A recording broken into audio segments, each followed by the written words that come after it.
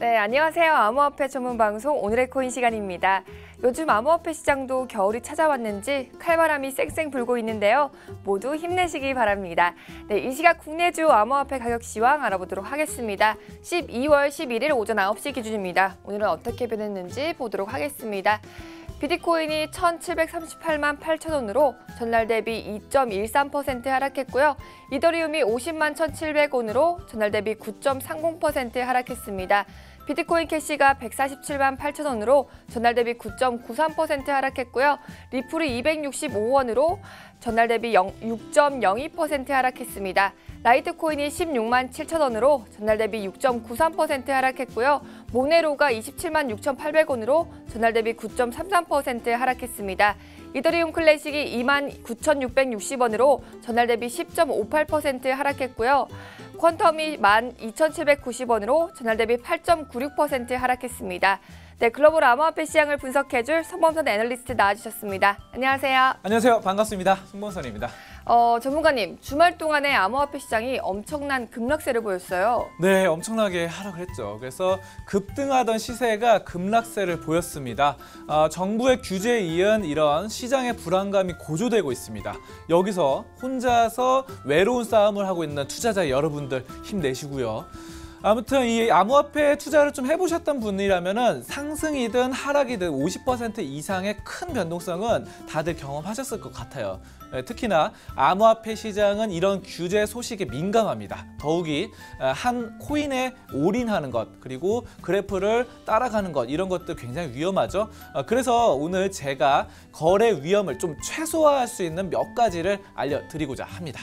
네, 지금 시기에 정말 필요한 조언일 것 같아요. 네, 맞습니다. 네. 리스크 관리가 어느 때보다 필요한 시점이고요. 말씀드리자면은 첫 번째는 규제의 위험입니다. 그래서 지금처럼 규제 발표 하나에도 시장이 덜컹거립니다. 그래서 예전에도 비슷한 일이 몇 번 있었어요. 중국의 규제 발표에 중국의 이더리움이라 불리는 네오가 40% 이상 하락을 했었고요. 그래서 암호화폐 관련 소식에 항상 귀를 기울이면서 정책 변경 사항을 예측하고 또 대비할 수 있는 그런 능력을 길러야 되겠습니다. 두 번째는 운영상의 위험입니다. 얼마 전에 이더리움의 이 페러티 지갑이 해킹 사건이 있었어요. 그리고 또 국내 거래소 빗썸 문제도 아직 해결이 안 된 상황입니다. 거래소는 운영자의 실수로도 손실이 발생할 수 있죠. 그래서 투자하지 않을 때는 해킹의 위험에서 벗어난 개인 하드웨어 지갑에 보관을 하는 것이 좋겠습니다. 마지막으로 사기의 위험입니다. 비현실적으로 굉장히 높은 투자 수익을 약속한다라고 한다면은 꼭 한 번쯤은 의심해 보기를 바랍니다. 또 ICO를 이용한 사기도 빈번합니다. 그래서 개인적인 연구와 공부도 필요하죠. 암호화폐 시장이 아직 성숙하지 않았습니다. 그래서 유동성도 굉장히 큽니다. 그래서 그 어느 시장보다도 여러분의 신중함이 2배로 필요한 시장이 아닐까 싶습니다. 그러면은 이제 가격적인 부분 차트 보면서 얘기 나눠보겠습니다. 네, 주말 동안에 이뤘던 상황들 점검해 보도록 할까요? 네, 버블이냐 아니냐의 논란이 지금 나오고 있는 상황입니다. 일단은 금요일까지는 좋았습니다. 사상 최고치도 경신했어요. 네. 2,500만 원까지 올라갑니다. 하지만 이때부터 금요일 날 정부의 규제설이 나왔죠. 그러면서 암호화폐 금지를 검토한다는 설 때문에 급격히 하락을 합니다. 그러면서 바로 급기야 1,400만 원대까지 떨어지고 현재는 약간은 올라붙어서 그래도 50시간 이평선 돌파하고 15시간 이평선 돌파하면서 약간 괜찮은 한 점에 수렴하는 상황들 발생하고 1,700만 원에서 1,800만 원대를 가격대를 이루고 있는 상황입니다. 하지만 골든크로스가 나왔다고 해서 100% 확신할 수는 없습니다. 자, 그리고 저번 주 금요일 날 제가 말씀드렸던 것들 다른 나라에 비해서 우리나라가 굉장히 가격적인 부분에 고평가되고 과열되면서 프리미엄이 붙었다. 가격 부분이 25% 이상 비싸다라는 측면이 나왔었는데 지금 이렇게 하락하면서 우리나라가 더 많이 떨어졌거든요. 다른 나라보다. 그러면서 이런 고평가 부분이 해소되고 지금은 평준화, 그러니까 밸런스가 어느 정도 맞아진 상황으로 보실 수 있습니다. 그래서 결코 이게 싼 가격대가 아니다라는 점 여러분들 투자의 위험성 다시 한번 생각해 보실 필요가 있습니다. 자, 정부의 규제서를 다시 한번 말씀을 드리자면은 일단은 소비자 보호 체계가 없어요. 그래서 이런 것들을 불법 유사 수신 행위로 보고 암호화폐 거래소를 단속하겠다라는 것을 밝혔고요. 또 이런 것들 1인당 투자 금액이나 투자 제한, 투자 자격을 제한하는 방법도 거론 나옵니다. 자, 그러면서 이런 것들 법이 현행법상 지금 제대로 안 돼 있는 부분이 많기 때문에 앞으로의 상황들을 계속해서 좀 지켜볼 필요가 있겠고요.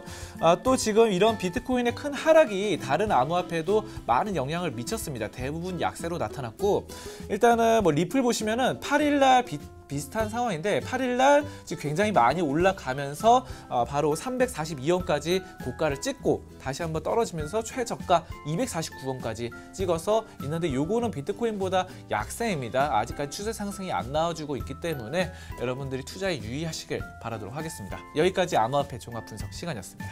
네, 말씀 감사합니다.